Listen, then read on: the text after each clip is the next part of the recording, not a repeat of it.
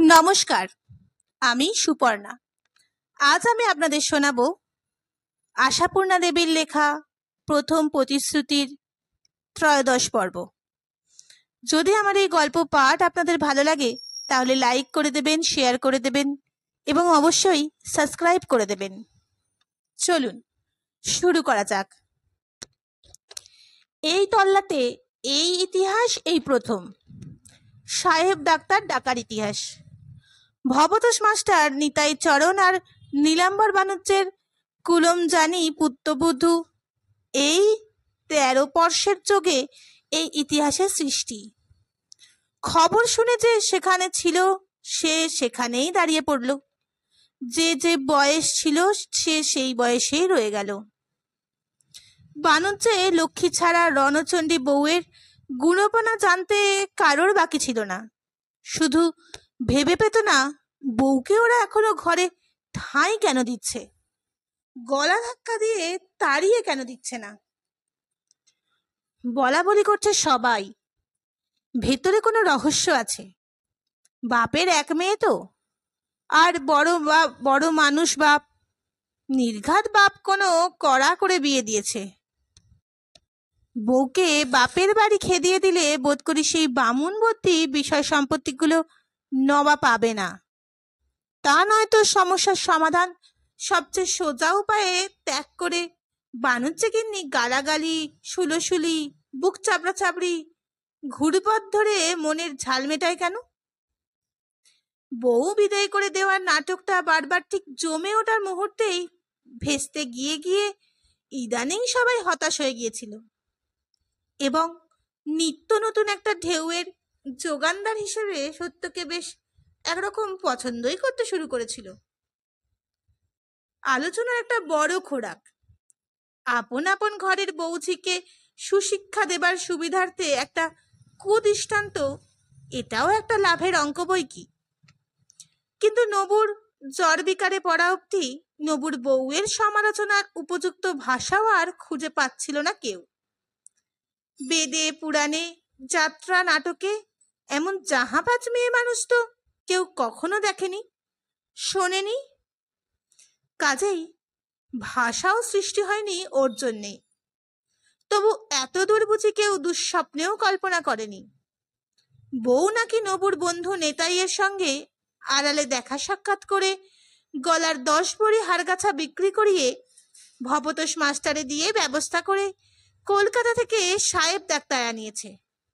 আবার ভবতোষ মাস্টারের সঙ্গে কথা কয়েছে। সাহেব ডাক্তারের চিকিৎসায় নবু বাঁচুক আর মরুক সেটা এখন চিন্তনীয় বিষয় নয়। চিন্তনীয় হচ্ছে বাণিজ্য সম্পর্কে অতঃপর কিং কর্তব্য। ব্যাপারটা তো আর এখন গিন্নিদের এলাকায় নিবদ্ধ নেই। সমাজের মাথার মণি পুরুষদের মাথা টলিয়েছে। নবুর বউ শাশুড়ির সঙ্গে গলা তুলে কোদল করে, শ্বশুরের সামনে কথা কয়ে বসে, অথবা দজ্জাল জনচিত আরো বহুবিধ কাণ্ড করে। তারা তাবৎ গৃহিণী মারফত শুনে এসেছে। কিন্তু তাতে বউটা সম্পর্কে বিরক্ত হওয়া ছাড়া আর কিছুই করার ছিল না। কিন্তু এখন আর মেয়েলি কাণ্ড বলে উড়িয়ে দেওয়া চলে না। এখন জাত যাওয়ার প্রশ্ন উঠেছে। হাতে পারে বাণিজ্যে কর্তা সমাজের মাথা, কিন্তু মাথা বলেই তো আর সবাইয়ের মাথার হাতে কাটবার আবদার চলে না। বাগদিনীর ছোঁয়াচাটা হাসাহাসির মধ্যে দিয়ে একরকম মেনে নেওয়া হয়েছে, আর ওটা এমন সৃষ্টি ছাড়া নতুনও কিছু কথা নয়। কিন্তু ঘরে দূরে যদি সাহেব ঢোকে, ঘরের বউ যদি পরপুরুষের সঙ্গে কথা কয়, সেটা মেনে নেবে সমাজ এত নখদন্তহীন হয়ে যায়নি। চণ্ডীমণ্ডপে বৈঠক বসে এবং 5 মাথা এক হয়ে এই স্থিরকৃত হয়, প্রথমে নীলাম্বর বানুজ্যকে চাপ দেওয়া হবে পুত্রবউকে ত্যাগ করার জন্য। তারপর যদি সে তাতে রাজি না হয় বা না পেরে ওঠে, অবশ্যই পতিত করতে হবে নীলাম্বরকে। সমাজে বাস করা তো আর ছেলে খেলা নয়।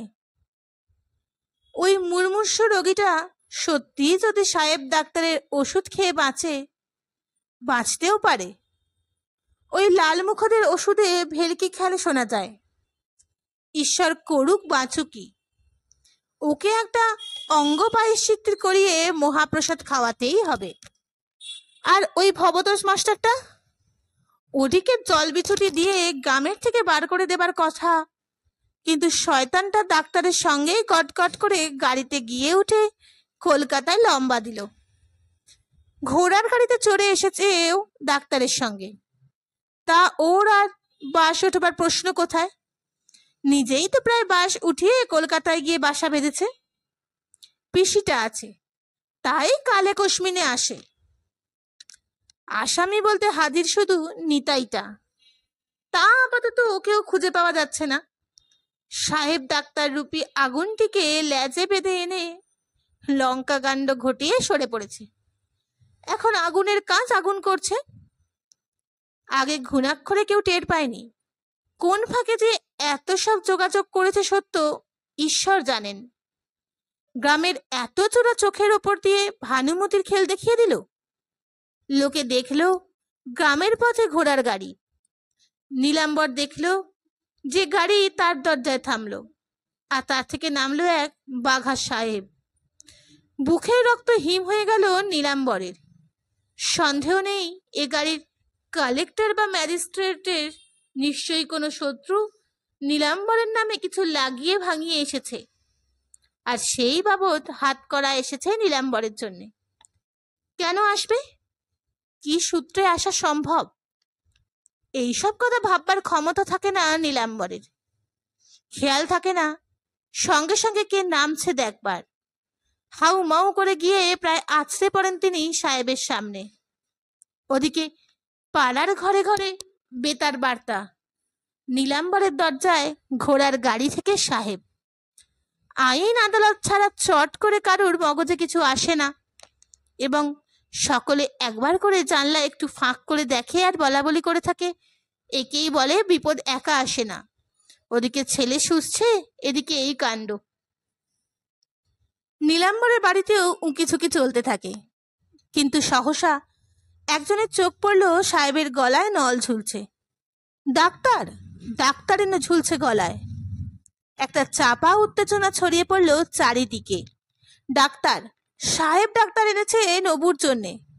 তলে তলে এই চালাকি খেলেছে নীলাম্বর, অথচ কারুর সঙ্গে কোনো পরামর্শ নেই। এ যেন প্রতিবেশীর গালে আচমকা একটা থাপ্পড় বসিয়ে দেওয়া। আবার সাহেবের পায়ে ধরে কাঁদতে বসেছে। হ্যাঁ, প্রায় প্রায় পড়েছিল নীলাম্বর। ও সাহেব, আমি কিছু জানি না, আমি কোনো দোষে দোষী নয়, ঘরে আমার ছেলে মরছে। সাহেব যে ভারী গলায় আশ্বাস দিল, ভয় না আছে, রোগী ভালো হইয়া যাবে, তাও তার কানে ঢুকলো না। কানে ঢুকলো ভবতোষ মাস্টারের কথা। এ কি, এরকম করছেন কেন? কলকাতা থেকে ডাক্তার এসেছেন নবকুমারের চিকিৎসার জন্য। নীলাম্বর তাকিয়ে দেখলেন, নিতাইকেও দেখলেন। মুহূর্তে অনুভব করলেন কোথাও একটা কিছু ষড়যন্ত্র ঘটেছে, আর সঙ্গে সঙ্গেই সেই ষড়যন্ত্রের নায়িকা হিসেবে সত্যর চেহারাটাই চোখের ওপর ভেসে উঠল। কিন্তু কি করে কি হলো? তা সে যে করেই হোক, এখন টু শব্দ চলবে না। বলির পাঠার মতো কাঁপতে কাঁপতে ভবতোষ মাস্টারের সঙ্গে সঙ্গে নিজের ঘরে চোরের মতো ঢুকলেন নীলাম্বর। সত্য নিশ্চল প্রস্তর প্রতিমার মতো দাঁড়িয়েছিল সেই রোগীর মাথার কাছে, বাগানের দিকে জানলায়।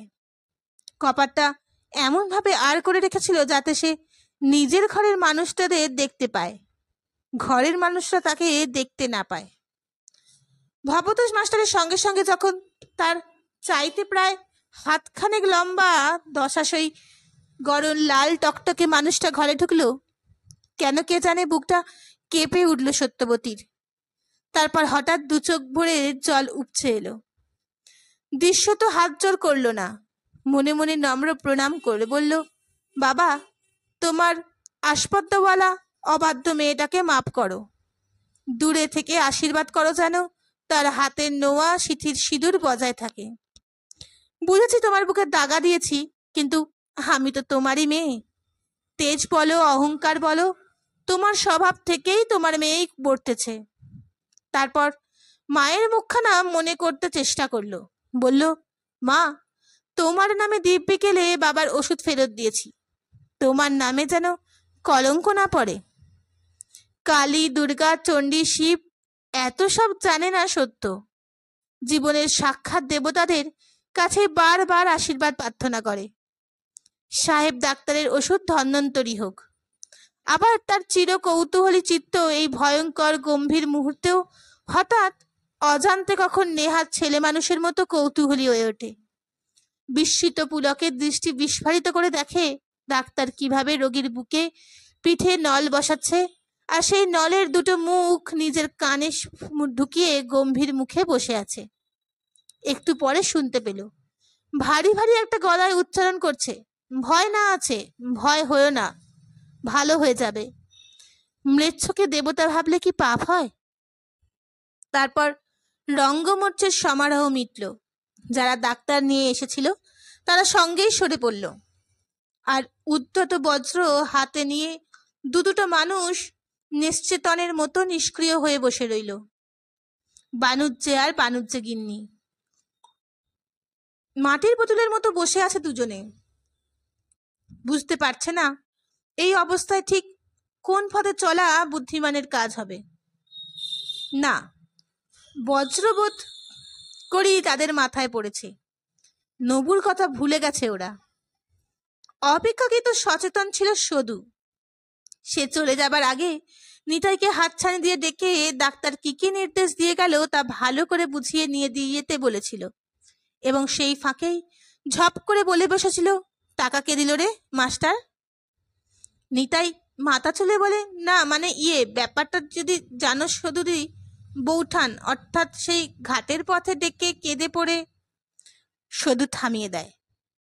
ঈষৎ কঠিন সুরে বলে, বউ যার তার কাছে কেঁদে পড়ার মেয়ে নয়, ভনিতা রেখে সত্য কথা বল, ঝপ করে বল। নিতাই অতএব সত্য কথাই বলে। ঘাটের পথে নিতাইয়ের হাতের গলার হার খুলে দিয়ে বলেছে সত্য, আমার যেমন স্বামী তোমার তেমনই বন্ধু, সেই বুঝে কাজ করবে। কলকাতায় গিয়ে এই হার বিক্রি করে সাহেব ডাক্তার নিয়ে এসো। উপর হাতের তাগা জোড়াটাও খুলে দিতে চাইছিল, নিতাই নিবৃত্ত করেছে। রোগীর ঘরে কেউ নেই। সত্য আস্তে আস্তে এসে বিছানায় কাছে দাঁড়িয়েছিল। শুধু ঢুকতে এসে ফিরে গেল। মনে মনে বলল, বাঁচা যদি তো তোর পুণ্যেই বাঁচবে বউ। বেহুলা মরা স্বামী নিয়ে স্বর্গ পর্যন্ত ধাওয়া করেছিল। সাবিত্রী যমরাজের পেছনে জুটেছিল। যুগে যুগে তারা সকলের পুজো পাচ্ছে। একটু পরে আবার যেতে গিয়ে শুনতে পেল বউ শাশুড়ির কাছে এসে নরম গলায় বলছে, সাহেব ডাক্তারের ওষুধ তো তোমরা সর্বদা ছুতে পারবে না, রোগীর ভাতটাই বরং আমাকে দিয়ে রান্নাঘরটা তুমি। এলোকেশী নড়ে চড়ে শুকনো গলায় বলে ওঠেন, তা এখন তুমি যা বলবে তাই শিরোধার্য করতে হবে।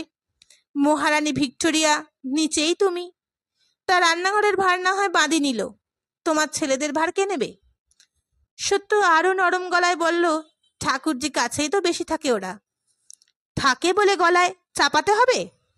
জগতে সবই সম্ভব। সদুর দিকেও টেনে কথা বলেন এলোকেশী। সদু পরবর্তী কথা শোনবার জন্য চুপ করে দাঁড়িয়ে থাকে। আবার শুনতে পায় বউয়ের আরো নরম গলা, ঠাকুরজি তো ওদের প্রাণতুল্য দেখেন, গলায় চাপা ভাববেন কেন মা? কিন্তু সত্যর এই নরম গলাটা কেন সদুর চোখে জল এনে দেয়?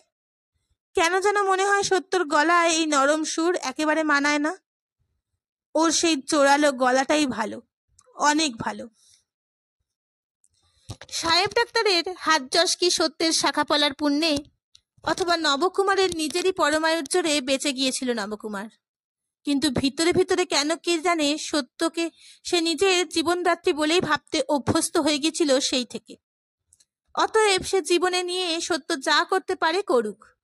যে দেশে অসুখ করলেই সাহেব ডাক্তার পাওয়া যায়, মৃত্যু ভয় বলে বিভীষিকাটাই থাকে না, সত্য যদি নবকুমারকে সেই দেশে নিয়ে গিয়ে প্রতিষ্ঠিত করতে চায়, সেই চাওয়াটাকে আর হাস্যকর অবাস্তব বলে উড়িয়ে দেয় না নবকুমার। কাজেই সত্যর কাজ কিছুটা সহজ হয়ে এসেছে। হয়তো সেজন্যেই লোকে বলে থাকে, ভগবান যা করেন মঙ্গলের জন্যে। নবকুমারের এই মারাত্মক রোগটাও শেষ অবধি সত্যের জীবনে অন্তত সত্যর মতে পরম মঙ্গল ডেকে এনেছে। ছেলেদের মানুষ করতে চায় সত্য, মানুষের মতো মানুষ। আর সে মানুষ হতে বলে জগৎটা দেখতে হয়। অবশ্য তারপরও কি আর কাঠ খড় পোড়াতে হয়নি? অনেক হয়েছে। অবশেষে আস্তে আস্তে মেঘ কেটে সূর্যকিরণের আভাস দেখা যাচ্ছে। ভবতোষ মাস্টারের চেষ্টায় নিতাই আর নবকুমারের এক একটা চাকরি জোগাড় হয়েছে কলকাতায়। নিতাইয়ের রেলি ব্রাদার্সে, নবকুমারের সরকারি দপ্তরে। অতএব ওদের এখন এক পা রথে এক পা পথে। নবকুমার অবশ্য মা বাপের কাছে নিজে প্রস্তাব করতে পারেনি, সত্যকেই বলতে হয়েছে। তবে কথা বন্ধ করেছেন তারা ছেলে বউ দুজনের সঙ্গে। এলোকেশী আজকাল খাওয়া শোয়া ব্যতীত বাড়িতে থাকেন না বললেই হয়। আর নীলাম্বর সন্ধ্যার দিকে হরিসভায় যেতে শুরু করেছেন। কিছুদিন আগে পর্যন্ত শুধু সত্যর ওপর একটু খাপ্পা ছিল, কিন্তু সত্যর সাহেব ডাক্তার ডাকার রূপ অসাধ্য সাধনের পর থেকে সদুও কেমন মহিমা স্তব্ধ। মাঝে মাঝে নিজের জীবনের খাতাটাও বুঝে উল্টে দেখতে শুরু করেছে আজকাল সদু যদি এরকম নির্ভীক হতে পারলে হয়তো সদুর জীবনটা এমন বরবাদ হয়ে যেত না। হয়তো বিপদকামী স্বামীকে সুপথে টেনে এনে সুখে সংসার করতে পারত। কিন্তু সত্যর মতো সত্য শক্তির সদুর নেই। সত্যর মতো বলতে জানে না সদু। মনের জ্ঞানে যে কাজে দোষ দেখব না, পাপ দেখব না, সে কাজে নিন্দের ভয় করবে কেন? নিন্দে সুখ্যাতি ভয়ে হাত পা গুটিয়ে বসে থাকাটাও তো এক রকমের স্বার্থপরতা। কিসের লোকে আমায় নিন্দে করবে, কার কিসে আমার সুখ্যাতি করবে, এই চিন্তায় যদি স্বামী পুত্রের ভালোটি পর্যন্ত না দেখি, সেটা তো ঘোর স্বার্থপরের কাজ। শুধু উঠে পড়ে লেগে স্বামীর শোধরাতে পারত, তা পারেনি সদু। ভয় খেয়েছে। শুধু মামার বাড়িতে এসে অকারণে মামা মামির বাঘের মতো ভয় করে মরেছে। ন্যায় অন্যায় কথাটি কখনো বলতে পারেনি। শুধু ভীতু, সত্য সাহসী। তাই সত্য আজ ডোবার ঘোলা জল থেকে মুক্ত হয়ে সাগরে তরি ভাসাতে গেল। পড়শির ঘরে সত্তর বয়সী যেসব বৌঝি আছে, তাদের মধ্যে সত্য একটা আলোড়ন এনেছে বই কি। তাদের দিন রাত্রির চিন্তায় অনেকখানি দখল করে রেখেছে সত্য। কি আশ্চর্য, কি অবিস্ময়, কি অলৌকিক!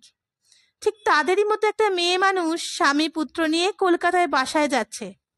আর কিসের কবল থেকে? না এলোকেশের মতো ভয়ঙ্করীর কবল থেকে। ওদের স্বামীরা এখন কিছুদিন যাবৎ দাম্পত্য সুখের মাধুর্য থেকে বঞ্চিত। কারণ সেই নিভৃত নির্জনে তাদের স্ত্রীরা এখন অনবরত নবকুমারের সাহস ও প্রেমের দৃষ্টান্ত দেখাচ্ছে। হতভাগ্য স্বামীরা নবকুমারকে স্তৈন, মেয়ে মানুষের বশ ইত্যাদি বিশেষণে ভূষিত করেও বিশেষ সুবিধা করতে পারছে না। তবে বউগুলোর অসুবিধা এই, সত্যর সঙ্গে একবার নির্জনে দেখা করে স্বামীদের স্তৈন করে তোলার মন্ত্রটা শিখে নেবে এই উপায় নেই। বাণিজ্যে গিন্নির বউয়ের সঙ্গে মেশার ব্যাপারে তাদের প্রতি কড়া নিষেধ আছে। আর ঘাটে আসার সময় শাশুড়ি পিসি শাশুড়ি কি বড় ননদ, নিজের পক্ষে একটা পুঁচকে ননদও পাহারাদার থাকে। অতএব মন্তর শেখা হয় না। অবশ্য ওপরওয়ালাদের শুনিয়ে তারা সত্যকে ছিছিক্কার দেয় যে মেয়ে মানুষ বুড়ো শ্বশুর শাশুড়ির সেবারূপ মহৎ কর্মে জলাঞ্জলি দিয়ে ছেলেদের ভালো স্কুলে পড়ার ছুতো করে বাসায় যায়, সে মা মানুষকে শতধিক দেব না আর মেয়ে মানুষরা।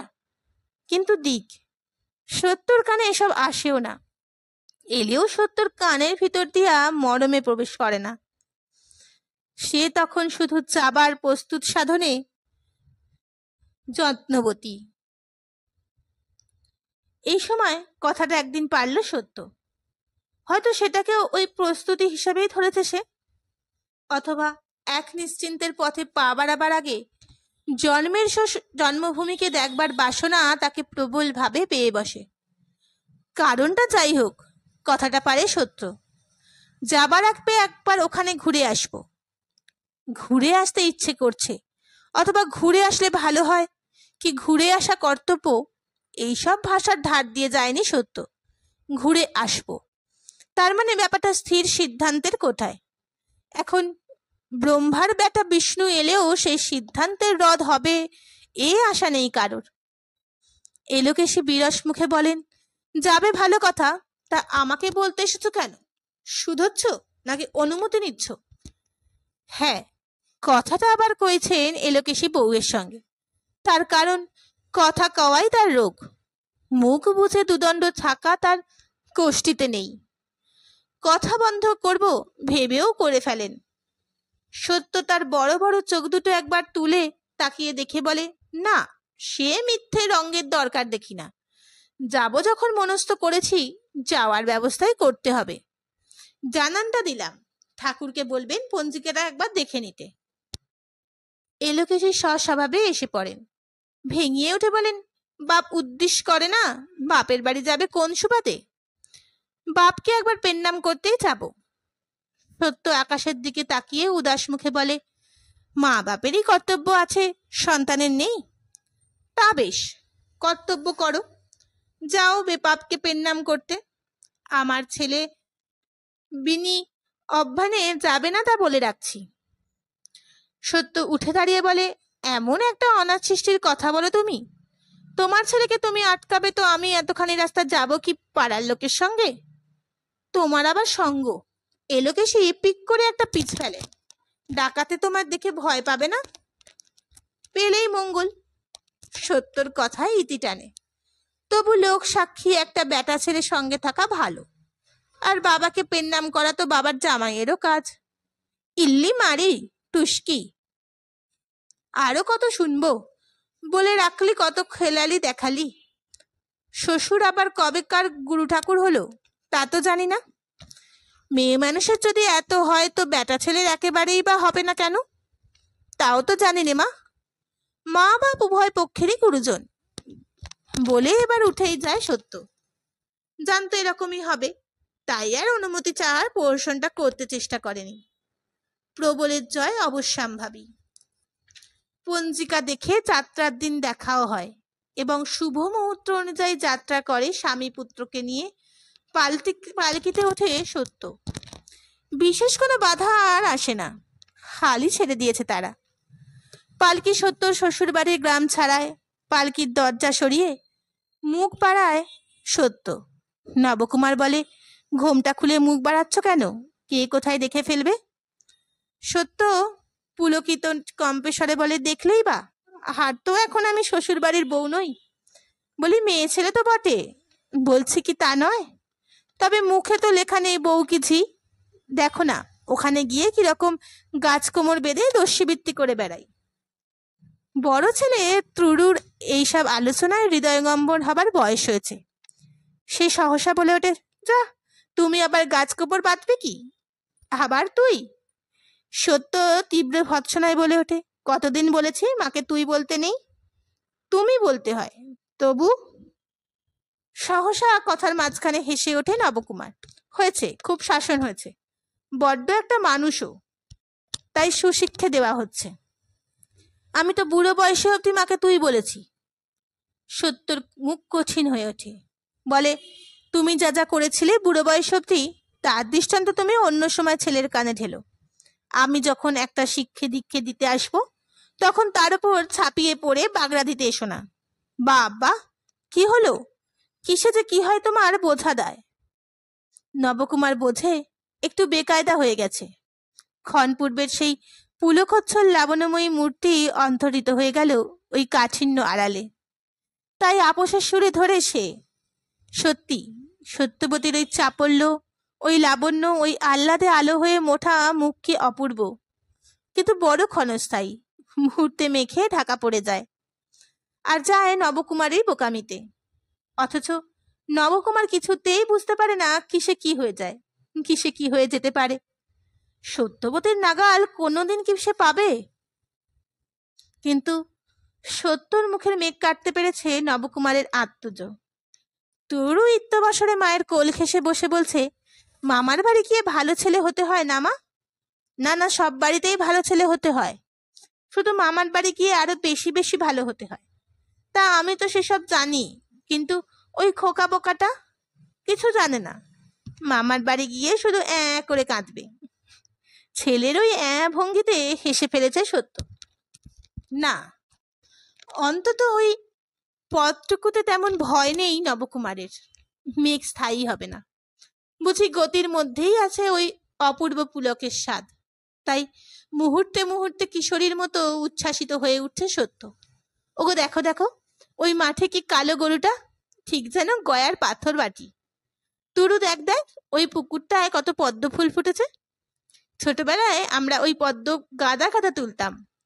মামার বাড়ি চল, দেখাবো তোকে সেই পুকুর। আচ্ছা হ্যাঁ গো, ওই গাছটা কি বলো তো? ঠিক ধরতে পারছি না, পাতাগুলো বেশ কেমন নতুন ধরনের। ওমা ওমা, কি চমৎকার বুনো ফুল গন্ধ এলো, ঠিক আমাদের ওখানের মতো। নিজের খুশিতে নিজের সঙ্গেই কথা বলে চলেছে সত্য, স্বামী পুত্র উপলক্ষে মাত্র। নবকুমার হাঁ করে চেয়ে থাকে সেই মুখের দিকে।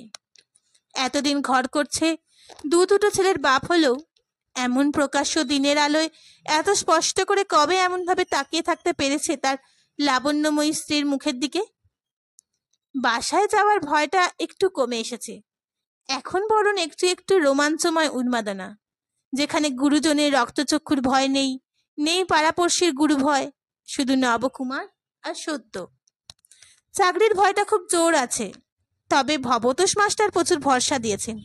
বলেছেন নবকুমার যা ইংরেজি জানে তা শিখেই ইংরেজি শিখেও সাহেবের অফিসে কাজ করে কত লোক।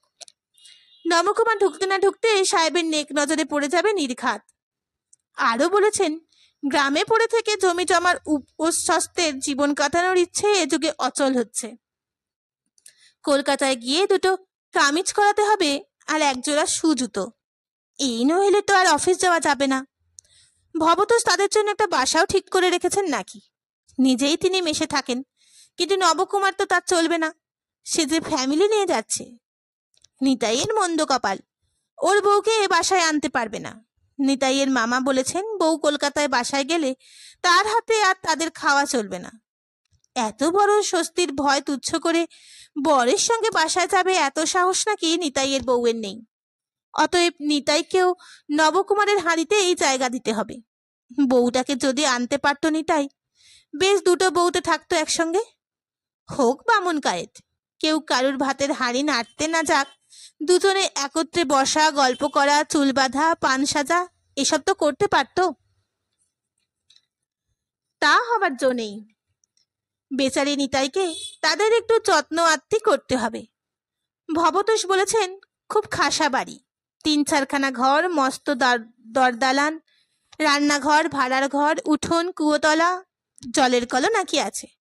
বাড়ির ভেতরে নয়, দরজার কাছে। থাক, তার জল খেয়ে তার জন্ম না খোয়ালেও ভালো, কুয়োর জল যখন আছে। সে যা হয় হবে। প্রধান কথা ভাড়া, বড্ডই গায়ে লাগবে। বাপের কাছ থেকে তো আর টাকা চাইতে যাবে না নবকুমার। কিন্তু ভবতোষ বলেছে কলকাতায় ওই রকম বাড়ি 10 টাকাতেও সহজে মেলে না। নেহাত বাড়িটা ভবতোষের এক বন্ধুর বাড়ি বলেই 8 টাকায় পাওয়া যাচ্ছে। হোক, নবকুমার তো তেমনই মাইনেও পাচ্ছে 58 টাকা। এত বড় মোটা মাইনের চাকরের পক্ষে ওতে কাতর হওয়া ঠিক নয়। যাক, তাই হোক। তা বলে নিতাইয়ের প্রস্তাবে সে মানবে না। নিতাই বলেছে ভাড়ার ভাগ দেবে। নাছি, নবকুমারের এত বন্ধু নিতাই, তাই কখনো দেওয়া যায়? কিন্তু কে জানে সেখানে সত্যর মেজাজ কেমন থাকবে। এখানে তো ক্ষণে রুষ্ট ক্ষণে তুষ্ট, সেখানে যতই হোক নিতাই একটা পর ছেলে। সত্য যদি তার সামনে মেজাজ দেখায়, না, তা বোধহয় করবে না। সেই দিকে সভ্য আছে। এখন কবে সেই দিনটা আসে যবে সেই অজানা অচেনা দরদালানে বসে দুই বন্ধু অফিসের ভাত খাবে, আর সত্য এলো চুল দুলিয়ে কোমরে কাপড় জড়িয়ে ছুটোছুটি করে রান্না করবে, পরিবেশন করবে। এই সমস্তই সম্ভব হবে সত্যর শক্তিতে। বিগলিত প্রেমে সত্যর দিকে তাকিয়ে দেখে নবকুমার, কিন্তু সত্যর তখন দৃষ্টি লক্ষ্যভেদী, নাসারন্দ স্ফীত, সমস্ত চেতনা একাগ্র। সহসা চেঁচিয়ে ওঠে সে, ওই তো জটা তাদের বাড়ির চিলেকোঠা, ওই গাঙ্গুলি কাকাদের উঠোনের বাজপড়া নারকলের গাছ। ও বেয়ারা, ডান দিকে ডান দিকে। পথ দেখিয়ে দেওয়ার ভার সে নিজে নিজে নিয়েছে। পালকি নামাতেই একটা বিরাট চাঞ্চল্যের ঢেউ উঠেছিল তারপর জানা হতেই আকাশ থেকে পড়ল সবাই। না বলা না কওয়া এমন করে মেয়ে কেন উপস্থিত? এমন তো হবার কথা নয়। কি মূর্তি নিয়ে নামছে? কে ফেলে দিয়ে যেতে এসেছে? ও না, না গো না, ঐশ্বর্যময়ী রাজরানীর বেশে এসেছে সেই কার্তিক গণেশের হাত ধরে, ভোলানাথকে সঙ্গে করে। মন কেমন করছিল তাই দেখতে এসেছে বাপকে, বাপের বাড়ির সবাইকে। এসেছে জন্মভূমি দেখতে। বারবাড়ির কলরোল মিটিয়ে অন্দরমহলে গিয়ে এগুলো সত্য। চারিদিকে বিভ্রান্ত দৃষ্টি মেলে। আর সেই ভেতর বাড়ির উঠোনে পা ফেললো, তুমুল একটা কান্নার রোল উঠল, বিলাপধ্বনি মিশ্রিত রোল। আলাদা করে বোঝবার উপায় নেই গলাকার, ঐক্যতান বাদন। বাড়ির সকলের সঙ্গে পাড়ার মহিলারাও যোগ দিয়েছে অনেকে, কিন্তু নতুন কার সঙ্গে বিলাপ? ভুবনেশ্বরীর ঘটনা তো অনেক দিন হয়ে গেছে। না, বিশেষ কারোর জন্য বিলাপ নয়, আর সদ্য শোকের কাতরতাও নয়।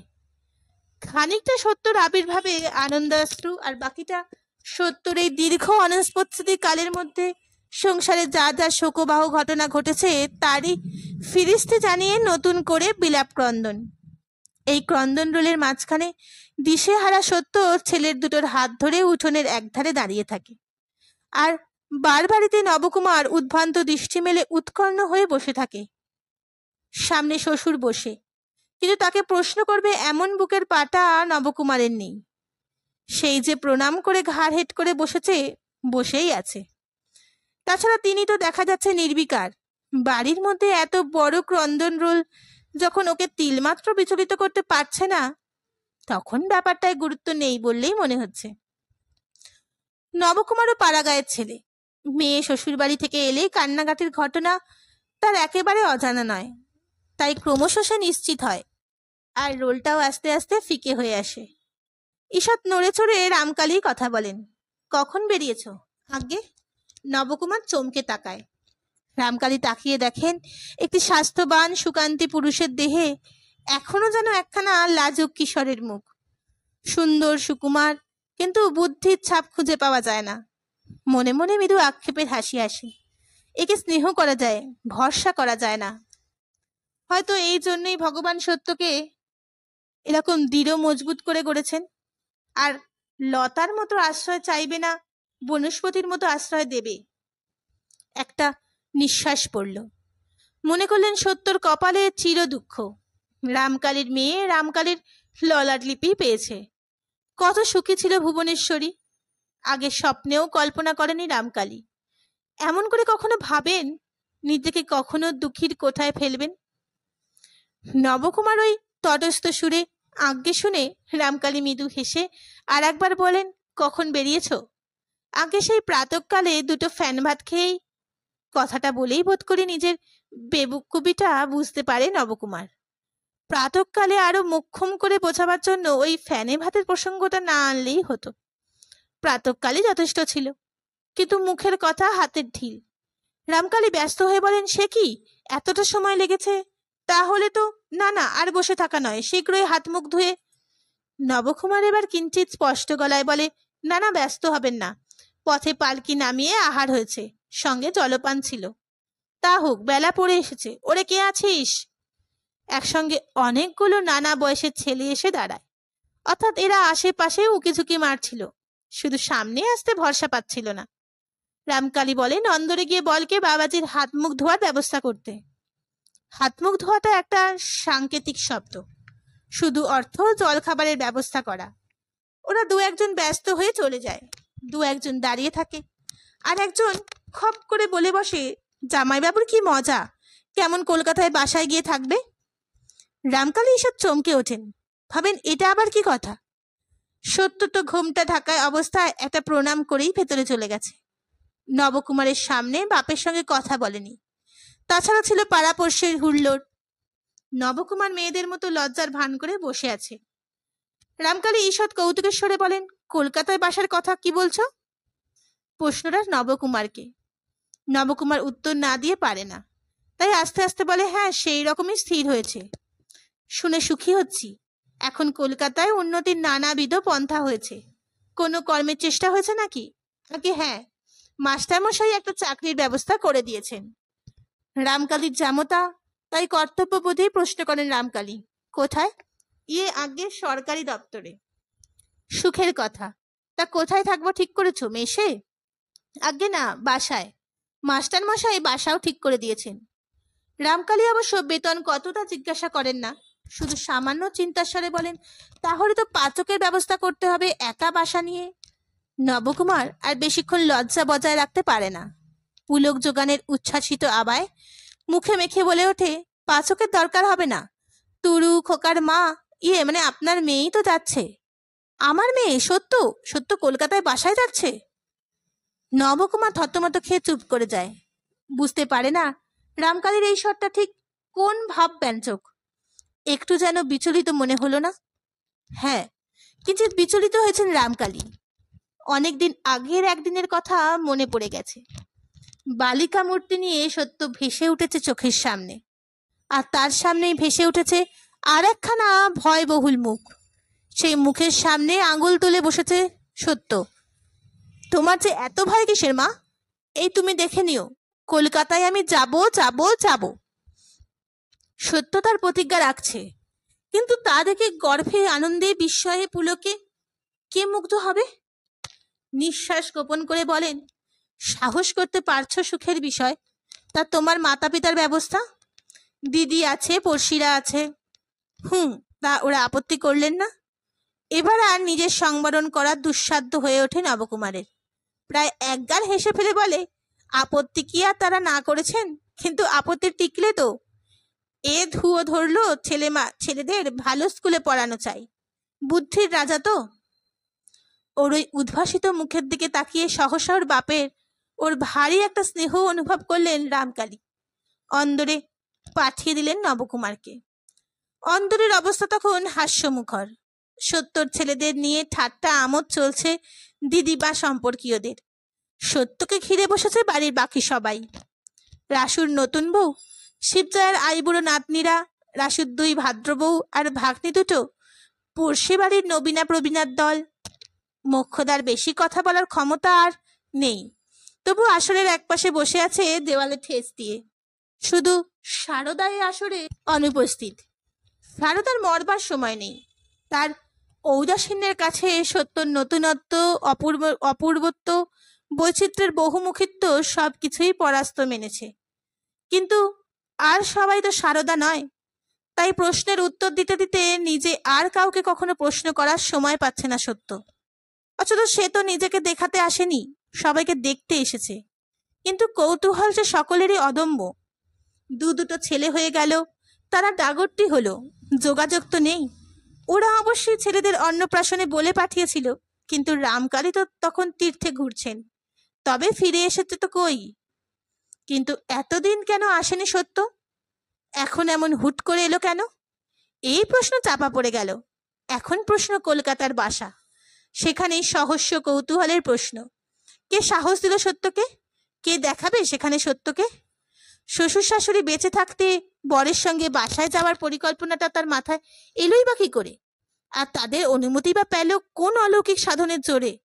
তাছাড়া গেলে জাত যাবে কিনা, মৃচ্ছুর জল খেতে হবে কিনা, জুতো মোজা পরতে হবে কিনা, বরের সঙ্গে ল্যান্ডো ফিটিং চড়ে গড়ের মাঠে হাওয়া খেতে যেতে বাধ্য হতে হবে কিনা, ইত্যাদি বহুবিধ খাপছাড়া প্রশ্ন তো আছেই। অনেক প্রশ্নের উত্তর দিয়ে দিয়ে ক্লান্ত সত্য একসময় বলে ওঠে, বাবা, নিজের বাঁচালেই গাইলাম এই অবধি, তোমাদের খবর কিছু শুনতে দাও। মোক্ষদা ক্লান্ত আর্তকণ্ঠে বলে ওঠেন, আমাদের আবার খবর? যারা মরেনি তারা এখনো বিধাতার অন্ন জল ধ্বংসাচ্ছে, এই খবর? বাহ, ও কি কথা! ঠিক কথাই বলেছি সত্য। চিরটা কাল তো মুখ দেখ করেছি, ভেবেছি হাড়ির হাল হবে তোর। এখন দেখছি তুই টেক্কা মারলি, তুই দেখালি। বেশ করেছিস, এই মতলব করেছিস। এখন সবাই বলছে ইংরেজি বিদ্যের জয় জয়কার। ছেলে দুটোকে যদি কলকাতার ইংরেজি স্কুলে দিতে পারিস। শিবজয়া সম্প্রতি বিধবা হয়েছেন এবং কিছুক্ষণ আগে গগনভেদী চিৎকার করে সত্যকে বুঝিয়েছেন সত্যর মা পরম পুণ্যবতী ছিল, মরে পুণ্যের পরাকাষ্ঠা দেখিয়ে গেছেন, এবং জগতে যে সেখানে শাখা নেওয়ার গৌরব নিয়ে এখনো টিকে আছে, তারা যেন এই বেলা সেই গৌরব বজায় থাকতে পৃথিবী থেকে সরে পড়ে। এখন শিবজয়া মুখে কাপড় ঢাকা দিয়ে শুয়েছিলেন। পোড়ার মুখ কাউকে দেখাবেন না বলে। কিন্তু চিরপ্রতিদ্বন্দ্বিনী মোক্ষদার এই বাক্য শুনেই তার নির্বোধ ভঙ্গ হলো। মুখের কাপড় সরিয়ে বলে উঠলেন, বললে ভালো ঠাকুরজি, জন্ম গেল ছেলে খেয়ে, আজ বললেছে ডান।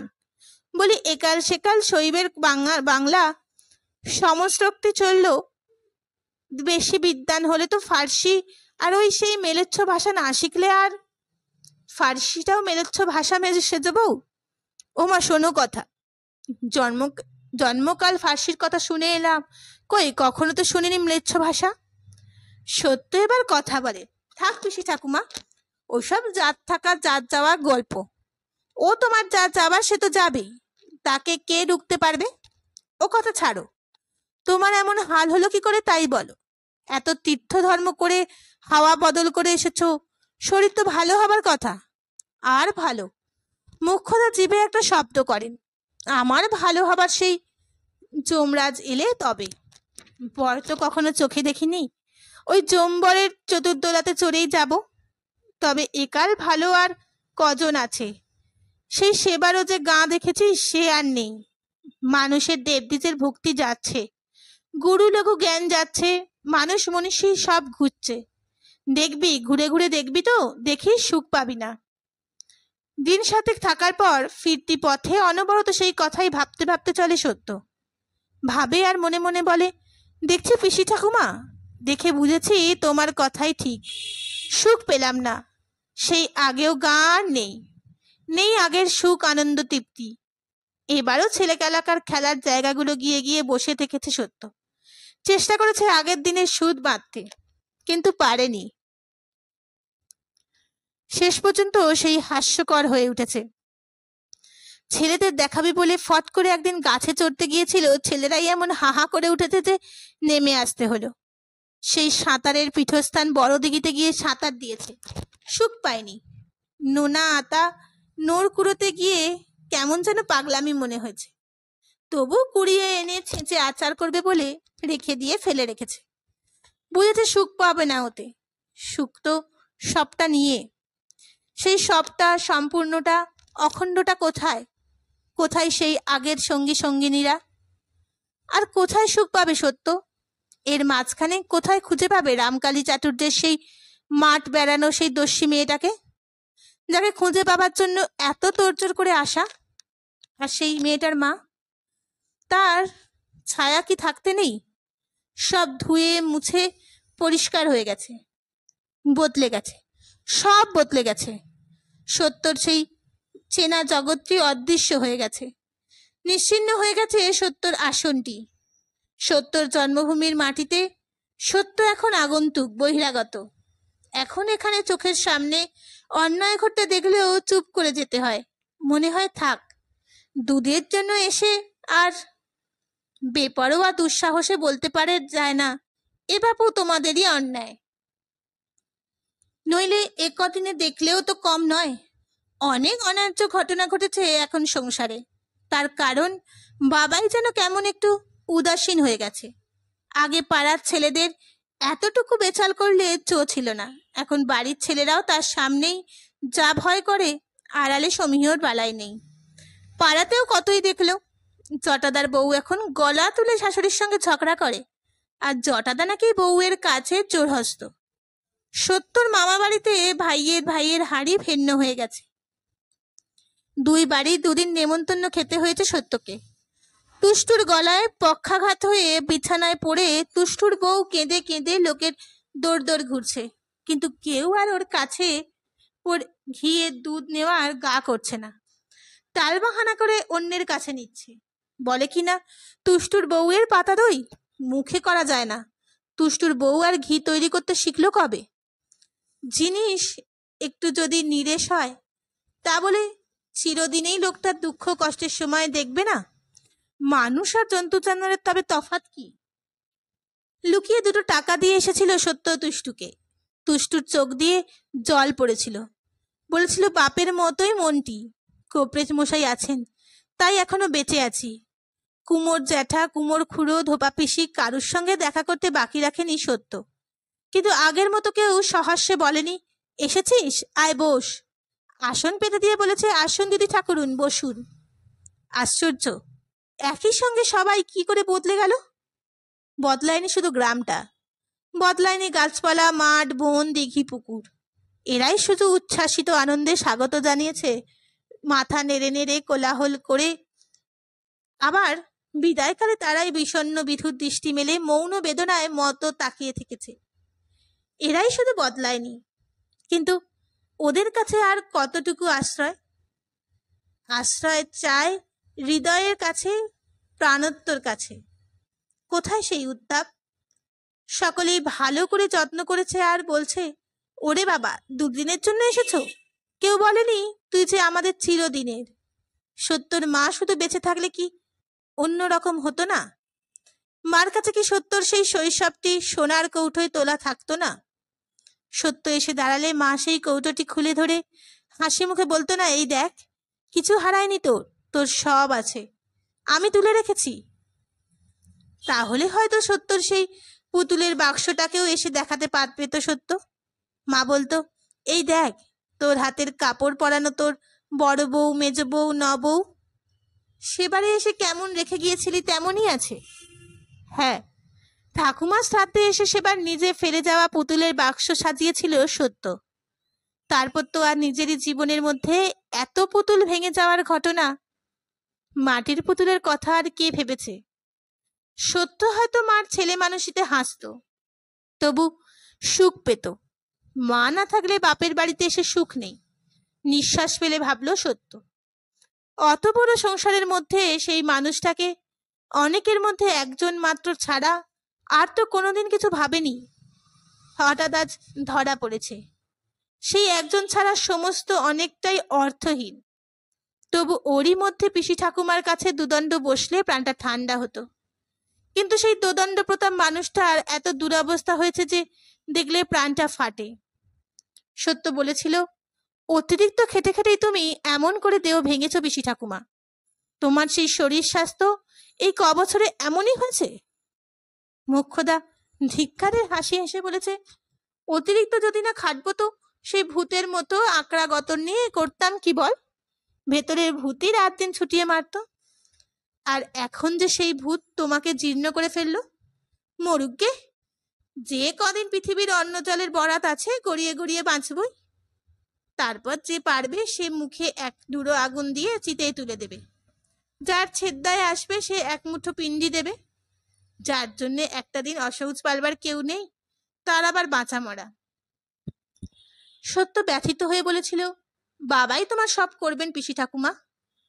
মোক্ষদা উদাস কণ্ঠে বলেছিল, তা অবশ্যই করবেন। রামকালী মহৎ মানুষ, হয়তো মায়ের মতন করেই পিসির ছেড়াদ্দ করবেন। তবু মনে মনে তো জানবেন যা করছিল বাহুল্য করছি, ভিক্ষে দিচ্ছি।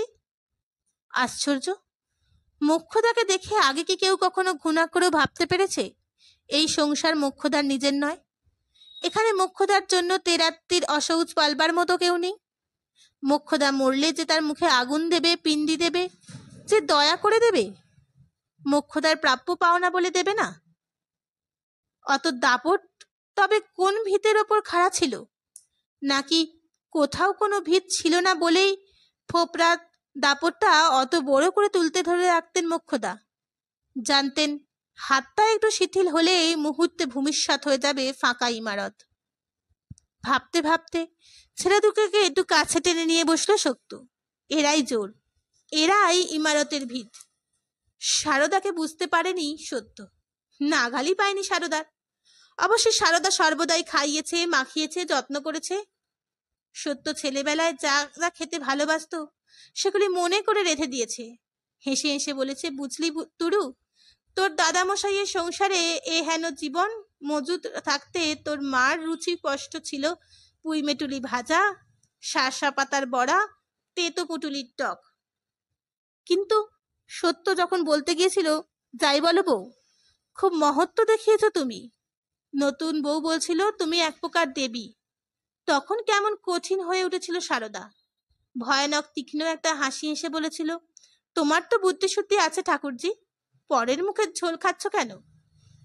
বুদ্ধি শুদ্ধি যথেষ্টই পরিমাণ থাকা সত্ত্বেও কথাটার নিহিতার্থ ঠিক ধরতে পারেনি সত্য। আর সর্বদাই লক্ষ্য করেছে পুরনো অন্তরঙ্গতার দরজা কিছুতেই খুলতে রাজি নয় সারদা। আর বরদা, তার সঙ্গে তো কথাই কইতে ইচ্ছে হয়নি সত্যর। বরদা যে ওই গিন্নি বান্নি সারদার স্বামী, অত বড় দুটো ছেলের বাপ, তা যেন খেয়ালই নেই বরদার। যেন নতুন বউয়ের নতুন বর, তার কথা নিয়েই সত্যর সঙ্গে হাসি ঠাট্টা ফষ্টি নষ্টি। ছি, কারোর সঙ্গেই যেন কথা কয়ে সুখ হয়নি। অবশ্যই বিদায়কালে সকলেই ব্যাকুলতা দেখিয়েছে, চোখের জল ফেলেছে, আবার কবে দেখা হবে বলে হা হুতাশ করেছে। কেউ তো ডাক ছেড়ে কেঁদেছে, কিন্তু সত্য নিজেকে ভেতরের শিকড় ছিঁড়ে গেছে। তাই নিজেও সেই চোখের জল ফেললেও সে প্রাণ দিয়ে এসেছিল, সেই প্রাণ নিয়ে ফিরছে না। রামকালী তো চিরদিন সকলেরই দূরের মানুষ, শুধু দুঃসাহসী সত্যই পারত সেই দূরত্বের বর্ম ভাঙতে। কিন্তু সেই দুঃসাহসিক আবদার সত্য নিজেই আর করতে পারেনি, সময় পায়নি। সর্বদা নবকুমারকেই কাছে কাছে রেখেছে রামকালী, আর সত্যকে টেনেছে মেয়ে মহলে। তবে নবকুমারকে যে রামকালী ভালোবেসেছেন, ওইটাই পরম তৃপ্তি। আসার সময় বাপকে প্রণাম করে স্বামীর উপস্থিতি ভুলে রুদ্ধ কণ্ঠে বলে উঠেছিল, তুমি তোমার এই দুঃসাহসিক আসপদ্দাওয়ালা মেয়েকে ক্ষমা করেছ বাবা? সেই সাহসেই বলছি, আমি তোমার এক সন্তান, যেন সময়কালে সেবা যত্নের অধিকার পাই। রামকালীর গলাটা কি একটু কেঁপে উঠেছিল? চারিদিকের হা হুতাশের শব্দে সেটা ধরতে পারেনি সত্য, শুধু কথাটাই শুনতে পেয়েছিল। মেয়ের মাথাটা ধরে একটু নাড়া দিয়ে বলে উঠেছিল রামকালী, চিরকালের পাকা বুড়ি, বাবার জন্য তো সুব্যবস্থা দিচ্ছিস, সেবার পাত্র হবই বা কেন রে? এ কথার উত্তর দিতে পারেনি সত্য। সেই গভীর একটু স্নেহ পর্শে ভেতর থেকে কান্না উঠে এসেছিল তার। কাঁদতে কাঁদতে আর কান্না চাপতে পালকিতে উঠেছিল। পালকিতে উঠে তাই কথা কইতে পারেনি অনেকক্ষণ। হঠাৎ একসময় নবকুমার বলে উঠল, তোমার বাবা আমাদের ওই তুচ্ছ জগতের মানুষ নয়। চকিত হয়ে স্বামীর দিকে তাকালো সত্য। বাতাস লেগে লেগে ততক্ষণে গালের জলের ধারাটা শুকিয়ে উঠেছে, চোখটার জল শুকিয়ে ভারী থমথমে হয়ে উঠেছে। নবকুমার আবার বলল, সেকালের রাজা রাজাদের সব যেমন ভাব ছিল তেমনই ভাব, ভয়ও যত করে ভক্তিও তত আসে, এমন ভাব পাওয়া পরম পুণ্যি। সত্যর মুখের কাছে একবার আসে, তবু তো তুমি দেখছো ভাঙা রসের ঠাকুর।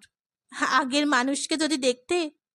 এখন মন ভেঙেছে, শরীর ভেঙেছে, কিন্তু এই বেদনা বিধুর চিত্তে অত কথা বলতে ইচ্ছে হয় না। শুধু আসতে বলে, মা থাকতে তো দেখলে না, মাকেও দেখলে না, এই আক্ষেপ রয়ে গেল।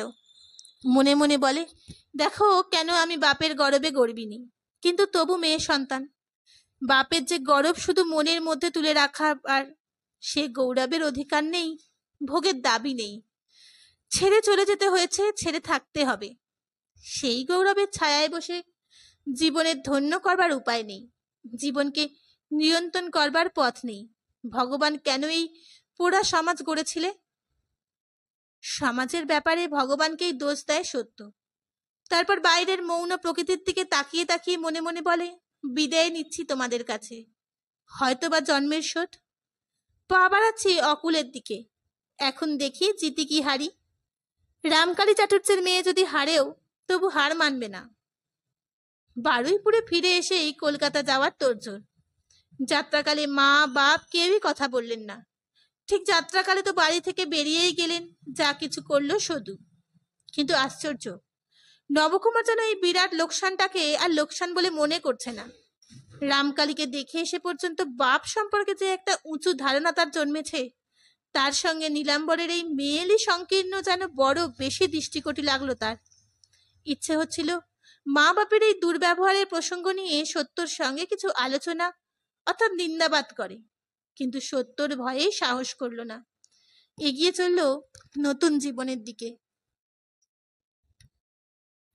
এ এক আশ্চর্য সকাল, যেন এই সকালের আকাশে কোনো লুকানো পৃষ্ঠ পথে নিথর হয়ে আছে অনেক রহস্য, অনেক আনন্দ, অনেক ভয়। সেই রহস্য আস্তে আস্তে উন্মোচিত হবে, সেই আনন্দ ধীরে ধীরে প্রসন্ন হাসি হাসবে, অথচ সেই ভয় মুঠোয় চেপে রাখতে সমস্ত সত্তাকে।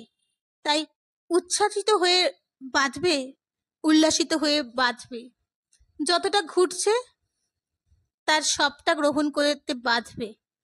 এই আশ্চর্য নতুন সকালে সেই অজানিতের ইশারা নিয়ে তাকিয়ে রইল সত্যবতীর মুখোমুখি। সত্যবতী অবাক হয়ে তাকিয়ে রইল তার মুখের দিকে। ভাবল আকাশটা কি এরকম অন্যরকম, অথচ সত্য যে এইরকম এই স্বপ্ন শহরের মাটিতে পা ফেললো আর তার আকাশের চোখ মেলল তাও নয়।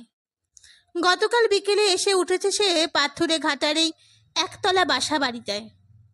তবে ভোর সকালে ঘুম ভেঙে ঘর থেকে বেরিয়ে এসে বেশ খানিকক্ষণ দাওয়ায় দাঁড়িয়ে রইল সত্য বিমূঢ়ের মতো। মনে পড়ল না ঠিক এই মুহূর্তে ওর কোনো কাজ আছে।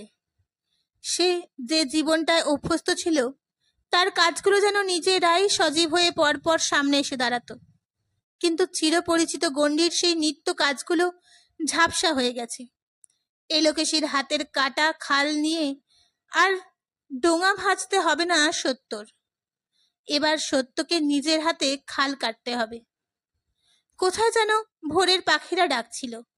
সত্যর মনে হলো ওরা আর কি নিত্যানন্দপুর থেকে উড়ে উড়ে সত্যর সন্ধান করতে এসেছে, না বারুইপুরের কোনো এক অজানা গাছের ডালে বসে সত্যকে ডাক দিচ্ছে, বলছে সত্য তুমি ভুল করতে বসেছ, দেখো বিবেচনা করো, এখনো হয়তো সময় আছে ফেরবার।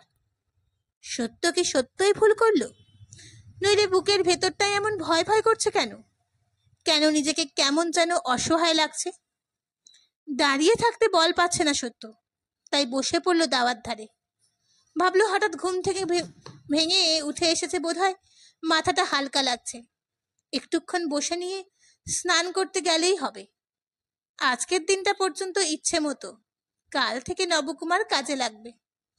পাড়াগাঁয়ের কাছারি বাড়ির চাকরি নয়, এ একেবারে কলকাতা শহরের অফিসের চাকরি। ভাত দিতে এক পলক এদিক ওদিক করলে চলবে না। সত্যকে শুনিয়ে শুনিয়ে এলোকেশী এক বান্ধবী অবহিত করিয়ে দিয়েছিলেন। বুঝবে ঠেলা, স্বাধীন সংসার করার মজা বুঝবেন। আপিসের ভাত যে কি বস্তু জানেন না তো? দেখে এসেছিলাম সেবার কালীঘাটে আমার পিস্তুত ভাইয়ের বাড়ি গিয়ে। একটা মানুষের ভাত জোগাতে তিনটে বউ হিমশিম খেয়ে যাচ্ছে। তোমার বউ অবশ্যই করিতকর্মা, তবে শাশুড়ি ননদের তলায় তলায় কাজ আর একা হাতে হরিদ্বার গঙ্গাসাগর, অনেক তফাৎ। এই লোকেশী বলেছিলেন পারবে, বুকের পাটায় জোরেই পারবে, তবে খোয়ার হতে আমার ছেলেরাই হবে। বাছা আমাদের জগতের কিছু জানে না, তাকে গলায় গামছা বেঁধে দিয়ে গাড়িতে জুটতে হলো। যাক, ভগবান দেখছেন। বান্ধবী বলেছিলেন তা তো সত্যি, যে অন্যায় পথে সুখ করতে হবে তার বিচার ভগবান অবশ্যই করবেন। সংসার করা মানে তো মাছের লেজা ভাত খাওয়া নয়, তার অনেক হ্যাপা। কথাতেই আছে একলা ঘরে চতুর্ভুজে খেতে বড় সুখ, মারতে এলে ধরতে নেই ওটাই জাদুক। এরপর আলোচনার মাধ্যমে ভবিষ্যৎবাণী করা হয়েছিল ঠেলা বুঝলেই নবুর বউ পালিয়ে আসতে পথ পাবে না। সত্য যেদিন মনে মনে তার ছেলের হাসি এসেছিল, কিন্তু সত্য একটু যেন ভয় পাচ্ছে। ভাবছে এই শহরটাকে আমি বুঝতে পারবো তো, আপনার করতে পারবো তো? এই শহর আমাকে আয় বলে কাছে টানবে তো? এখানে আমাকে নিষ্পরের মতো বেচারির মতো থাকতে হবে না তো? না, অফিসের ভাতকে ভয় করে না সত্যর, ভয় করে না একা হাতকে। সত্যর ভয় অপরিচয়ের ভয়। মা, বড় খোকা তুরু এসে দাঁড়িয়েছে পিছনে। নীলাম্বর নাম দিয়েছিলেন তুরুক সোয়ার, সেই থেকে তুরুক। ভালো নাম সাধন। প্রথম সন্তানটি নষ্ট হয়ে গেছে, তাই এটি সাধনার ধন, অতএব সেই ঘেঁষা নাম। তুরুর ফোলা ফোলা চোখে অগাধ বিস্ময়। সত্য তাড়াতাড়ি মুখ ফিরিয়ে বলে, উঠে পড়েছিস? ভাই ওঠেনি? না। আর তোর বাবা? না। তা উঠবেন কেন? আয়েশি যে নবাব, কাল থেকে বুঝবেন মজা। আলিস্যি ভেঙে উঠে দাঁড়ায় সত্য। কি বোকার মতো বসেছিল এতক্ষণ, কি ভাবছিল আবোল তাবোল। নতুন জায়গায় সব ব্যবস্থা করে নিতে কম তো দেরি হবে না। গতকাল সন্ধ্যায় রান্না হয়নি। ভবতোষ মাস্টার ঘর দোর দেখিয়ে শুনিয়ে ওদের বসিয়ে রেখে বলেছিলেন, তুমি তো তাহলে এদের সামলে সুমলে নিয়ে বসো নবকুমার। বৌমাকে বলো বেলা থাকতে প্রদীপ জ্বালবার ব্যবস্থা করে ফেলতে। নতুন জায়গা, আমি তোমাদের জন্য কিছু খাবার নিয়ে আসছি। এখন আর রান্না বান্নায় কাজ নেই। সত্য ঘরের ভিতর থেকে দরজায় শিকল নেড়েছিল। নবকুমার সেদিক থেকে ঘুরে এসে হাত কষলে বলেছিল, আপনি আবার বৃথা কষ্ট করবেন কেন? মানে যা হোক করে দুটো ভাত ফুটিয়ে নেব এখন। ভবতোষ মাস্টার একবার সেই দরজার দিকে দৃষ্টিপাত করে সরাসরি অন্তরালবর্তিনীকেই উদ্দেশ্য করে বলে উঠেছিল, যা হোক করে করতেও অনেক ল্যাঠা বৌমা। কাল সকাল থেকেই একেবারে নতুন করে পত্তন করো। কাল আমি একটা বাসন মাজার ঠিকেছি জোগাড় করে নিয়ে আসবো। আজ বাজার থেকে পুরি তরকারি মিষ্টি এনে। নবকুমার হঠাৎ বলে উঠেছিল, বাজারের পুরি তরকারি? কলকাতার পা দিতে দিতেই যাত্রা খোয়াবো? হেসে উঠেছিল ভবতোষ মাস্টার। বলেছিলেন, না, তুমি একেবারেই মানধাত্তা মরে আছো নবকুমার। যাত্রা খোয়াচ্ছ কিসে? আমি তো ম্লেচ্ছ হোটেলে খাবার এনে খাওয়াতে যাচ্ছি তোমায়। দেশে তোমার ময়রার ঘরের জিলিপি মিঠাই ফুলুরি বেগুনি খাও না? এও সেই ময়রার দোকানের। নবকুমার মাথা চুলকেছিল। মানে ওই তরকারি টরকারি বলছিলেন তাই বলছি। এটা দিনের জন্য কেন? আর ভবতোষ মাস্টার জোর দিয়ে বলেছিলেন, শুধু একটা দিন কেন, এমন অনেক দিনই হতে পারে নবকুমার। বৌমা একা মানুষ, শরীর অশরীর আছে। কোনোদিন যদি ভাতের হাঁড়ি নামাতে না পারেন, তাছাড়া জল খাবার বলে কথা আছে। কলকাতায় এত হরেক রকমের খাবার, খাবে না ছেলে পুলে? তোমার তো আমি দোকানের ভাত খেতে বলছি না, তবে যদি বৌমার তেমন আপত্তি থাকে। আর একবার শেকল নড়ে উঠেছিল। নবকুমার ঘুরে এসে বলেছিল, না, মানে ওদিকের আপত্তি কিছু নেই। বলছে আপনি যা বলবেন তাই শিরোধার্য। আপনি হিতৈষী বন্ধু গুরু, আপনার হয়েছে হয়েছে। অত ভালো ভালো কথা বেশি খরচ করার দরকার নেই নবকুমার। তোমরা খেয়ে দিয়ে একটু সুস্থ হও, আমিও দেখি বাসায় যাই। নিজের পয়সায় একরাশ খাবার এনেছিলেন ভবতোষ মাস্টার। পুরি তরকারি, চমচম রাবড়ি, সাজা পানও এনেছিলেন। বিহুবল হয়ে গিয়েছিলেন ছোট ছেলে দুটো। কি সোনার দেশে এলো তারা। নিতাইয়ের সঙ্গে একসঙ্গে থাকবার ব্যবস্থা হয়েছে, কিন্তু এদের সঙ্গে একসঙ্গে এসে উঠতে পারেনি নিতাই, কদিন পরে আসবে। রাতে তাই একবার প্রস্তাব করেছিল ভবতোষ, একা ভয় পাবে না তো নবকুমার? নতুন জায়গা, বলো তো, যতদিন নিতাই আসে রাতে আমি তোমাদের পাহারা দিই। নবকুমার হাতে চাঁদ পাচ্ছিল, কিন্তু সে চাঁদ মুঠোয় পেতে দিল না সত্য। শেকল নেড়ে জানালো, মাস্টার মশাই, এর কষ্ট পাবার দরকার নেই। দরজায় হুড়কো লাগিয়ে বেশ থাকবে তারা। ভবতোষ চলে গিয়েছিলেন, আর চলে যাবার পর সত্যকে এক হাত নিয়েছিল নবকুমার। চিরকাল যেটা বলে সেটাই বলেছিল, সবটাতেই দুঃসাহসের প্রকাশ। ভগবান যেন কোনো তোমাকে বেটা ছেলে না করে মেয়ে ছেলে করে করেছিল তাই ভাবি। সত্যর মুখ কঠিন হয়ে ওঠেনি। সত্য হেসে ফেলেছিল গলা খুলে। নিজের এই খোলা হাসির শব্দ নিজের কানেই অপরিচিত ঠেকেছিল সত্য। তবু খোলা গলাতেই বলেছিল, ভাববার কি আছে? তোমার তো ভগবান বেটা ছেলে করে গড়েছে, অপরের পিত্তেশ করলে চলবে কেন? 12 মাস তো অপরকে করবে না, তবে গোড়া থেকে মনের জোর করে পায়ে দাঁড়াবার চেষ্টা করা উচিত। সন্ধ্যার অন্ধকারে মিটমিটে প্রদীপের ছায়ায় এ বল খুঁজে পাচ্ছিল সত্য। আর সত্যকে হিরে ছকছকে আলোয় দুর্বল হয়ে পড়বে? না, পড়বে না। সত্য আঁচল কোমরে জড়িয়ে নেমে পড়েছিল কাজে, নেমে পড়ল নতুন জীবন সংগ্রামে। এই সংসার সত্যর নিজের, নিজের ছাঁচে, নিজের ভাবে, নিজের স্বপ্নে একে গড়ে তুলবে সত্য। ভবতোষ বাসায় ঘরদোর সব ধুইয়ে মুছিয়ে রান্নাঘরের উনুন পাতিয়ে রেখেছিল। আনিয়ে রেখেছিলেন ঘুটে কয়লা। কাল নবকুমারের মাধ্যমে কয়লার উনুন জ্বালাবার পদ্ধতিটাও শিখিয়ে নিয়ে গেছে সত্যকে। সেই পদ্ধতিতে উনুনে আগুন দিতে দিতে হঠাৎ ভারী অবাক লাগলো সত্যর। যেভাবে ইচ্ছে কাজ করতে পারে সত্য। কেউ কোথাও চোখ দেবার নেই, ছল ধরবার কি খুদ ধরবার নেই। এ কি অদ্ভুত অনুভূতি, এ কি অপূর্ব সুখ। এই সুখটার ধারণা নিয়েই তো মুক্তির লড়াই করেনি সত্য। ও শুধু চেয়েছিল তেমন দেশে চলে যেতে আসতে যেখানে রোগের ডাক্তার আছে, ছেলেদের জন্য ভালো স্কুল আছে, পুরুষদের জন্য কাজ আছে। নিজের জন্য ভালো কি আছে সে কথা ভেবে দেখেনি সত্য। শুধু জেনেছিল নিন্দে আছে, ধিক্কার আছে। এখন দেখছে আরো অনেক আছে। স্বাধীনতার সুখ মানে তাহলে এই, মাথার ওপর সর্বদা উদ্ধত খাড়ার বদলে অনেক উঁচুতে আলো ছকছকে আকাশ থাকা। শহরের মেয়েরা যে কেন বিদ্যে বুদ্ধিতে অনেক উঁচু তার মানে বুঝতে পারে সত্য। যারা এত পাচ্ছে তারা প্রতিদান দেবে বই কি। হঠাৎ একটা স্তব্ধ হয়ে গেল সত্য। সেও তো অনেক পাবে, তার বদলে দিতে পারবে তো কিছু? রান্নাঘর থেকে বেরোতে গিয়ে থতমত খেয়ে ফের ঘরে ঢুকে পড়তে হলো সত্যকে। ভবতোষ উঠোনে দাঁড়িয়ে। উঠোন বলতে সত্যর পরিচিত জিনিস নয়, শান বাঁধানো চার চৌকো খানিকটা জায়গা মাত্র। পাড়া গায়ের একে চাতাল বলে। সে যাই হোক, ভবতোষ সেখানে দাঁড়িয়ে গলা খাকারি দিলেন। তারপর বললেন, নবকুমার আছে নাকি? বাবা ঘুমোচ্ছে, সারা দিল বড় খোকা। ভবতোষ গড়াচাড়ে, এখনো ঘুমোচ্ছে? কাল থেকে যে 10টায় অফিস যেতে হবে। আমি এই একজন লোক ঠিক করে আনলাম, মেয়ে লোক। খোকা, তোমার মাকে তাহলে বলো কথাবার্তা কয়ে নিতে। আমি অবশ্য মোটামুটি বলে নিয়ে এসেছি, বাসন মাজা, ঘর মোছা, ছাড়া কাপড় কাচা, কয়লা ভাঙা, উনুন ধরানো, মশলা পেশা এসব করতে হবে। মাইনে মাসে 12 আনা, জলপানি 4 আনা। তবে মাথায় মাখার তেল একটু দিতে হবে, চান না করলে তো আর মশলা পেশা চলবে না।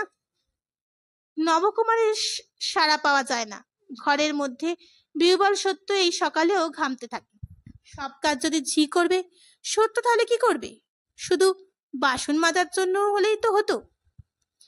ভবতোর সঙ্গে স্ত্রীলোকটি উদ্দেশ্য করে বলে, কই গো বাছা, এগিয়ে এসো। ওদিকে মা রয়েছেন, তার সঙ্গেই বলো কথা কয়ে নাও। এখান থেকেই লেগে যাও তাহলে। এই তো রাতের সকরি খটিবাটি পড়ে রয়েছে। আর বেশিক্ষণ লজ্জাবতীর ভূমিকার মধ্যে নিজেকে আবদ্ধ রাখা সম্ভব হলো না সত্যর। মাথার কাপড়টা টেনে দরজার কাছে এসে দাঁড়িয়ে নম্র গলায় বলে ফেললেন, এত সবের জন্য বলার দরকার ছিল না, ঘরের কাজ নিজেই চালিয়ে নিতে পারবো। ভবতোষ প্রথমটা একটু থতমত খেলেন, কারণ সত্য এসে কথা বলবে আশা করেনি। তারপর সামলে উঠে বললেন, কেন? লোক সেক্ষেত্রে রাখাই হচ্ছে, সবই করবে। এমনিতে শুধু বাসন মাজতেও তো 8 আনার কম রাজি হচ্ছে না, আর গন্ডা চারেক পয়সা দিলেই। পয়সার জন্যই না। সত্য এবার স্পষ্ট গলায় বলে ওঠে, নিজের অভ্যেস খারাপের জন্য বলছি। সব কাজ লোক দিয়ে করালে আয়েস এসে যাবে, সময় বা কাটবে কিসে? ভবতোষ মিনিটখানেক হাঁ করে তাকিয়ে থাকেন। কথাটা হৃদয়ঙ্গম করতে একটু সময় লেগে যায় তার। শ্বশুর বাড়িতে খেটে খেটে হাতকালি করা আর কোনো মেয়ে যে বাসায় এসে আয়েস করতে চায় না, এ তার অভিনব মনে হলো। ছাত্র নবকুমারের স্মৃতি সম্পর্কে অবশ্য তিনি বরাবরই একটু সমীহ ভাবাপন্ন, তবু আজ যেন তার সম্পর্কে আরো বেশি অবহিত হলেন, হয়তোবা কিঞ্চিত অভিভূত। তারপর ধীর স্বরে বললেন, মেয়ে ছেলেদের জন্য আরো অনেক ভালো ভালো কাজ আছে বৌমা, তাতেও সময় কাটবে। তাছাড়া অবকাশকালে ঘরে বসে বসে লেখাপড়া চর্চা করলেও। কথা শেষ হলো না। নবকুমার বেরিয়ে এলো ঘর থেকে চোখ রগড়াতে রগড়াতে। ততস্থ হয়ে বলল, মাস্টার মশাই, আবার সকালবেলায় কষ্ট করে? না, কষ্ট আর কি, এই কাজের লোক ঠিক করে আনলাম, দেখিয়ে শুনিয়ে দাও একে। এবার একটি গোয়ালা ঠিক করে দিতে পারলেই সব ব্যবস্থা হয়ে যাবে। আপনি আর কত কষ্ট করবেন? সত্য বলে ওঠে, আর সঙ্গে সঙ্গে চমকে ওঠে নবকুমার। দরজার শেকল নাড়া পর্যায়টা কখন পার হলো? এইভাবে স্পষ্টাস্পষ্টি কথা, অবাক কাণ্ড। ভবতোষ বলেন, আমাকে যদি তোমরা পর ভাবো নবকুমার, তবেই কুণ্ঠাবোধ করবে। আমি কিন্তু তোমাদের পর ভাবছি না। না না, সে কি পর মানে? নবকুমারের কথায় খেই হারায়, এবং বোধ করি আপনি ভাবার পর প্রমাণ দেখাতেই তাড়াতাড়ি বলে ওঠে, আমি তো ভাবছিলাম আপনার সঙ্গে হাটটা ঘুরে আসি। কোন কোন বারে হাট বসে এখানে? ভবতোষ হাসেন, বলেন, কলকাতায় রোজই হাট। ও, প্রত্যেক দিনই বাজার বসে? তা বসে, একটা নয়, অনেক বাজার। তা আজ আর তোমাকে যেতে হবে না, আমি ব্যবস্থা করছি। তুমি বরং বাড়ির কাছে, মানে কি কি সুবিধে অসুবিধে? বাড়ির কাছে কিছু আটকাবে না, সত্যর ধীর গম্ভীর কণ্ঠস্বর ধ্বনিত হয়। তারপর ঘরের মধ্যে থেকে একটা ধামা বের করে এনে নবকুমারের সামনে নামিয়ে দিয়ে চলে যায় সত্য। এমনি করে আরম্ভ হয় সত্যর শহরের সংসার, নিজের সংসার। কদিন পরে নিতাই আসে। নবকুমার বলে, ওকে আর তোমার লজ্জা করলে চলবে না, একসঙ্গে থাকা ভাইয়ের মতো।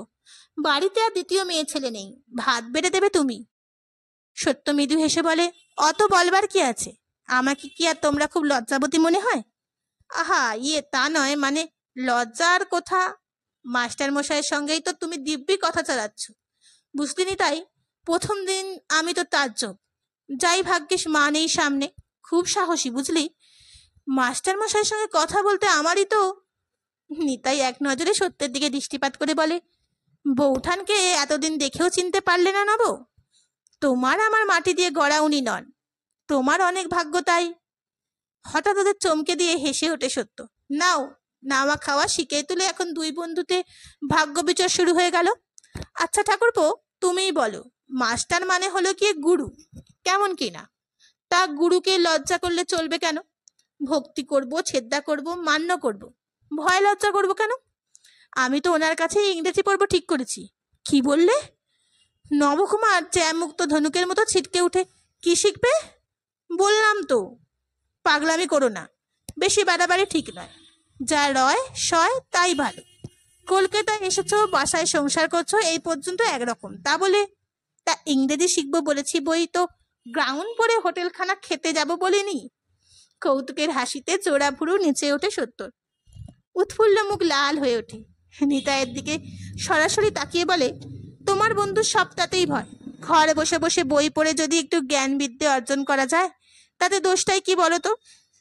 নাকি ম্লেচ্ছ অক্ষর ঠুলেই যাবে? নবকুমার গম্ভীরভাবে বলে, তা একরকম তাই বই কি।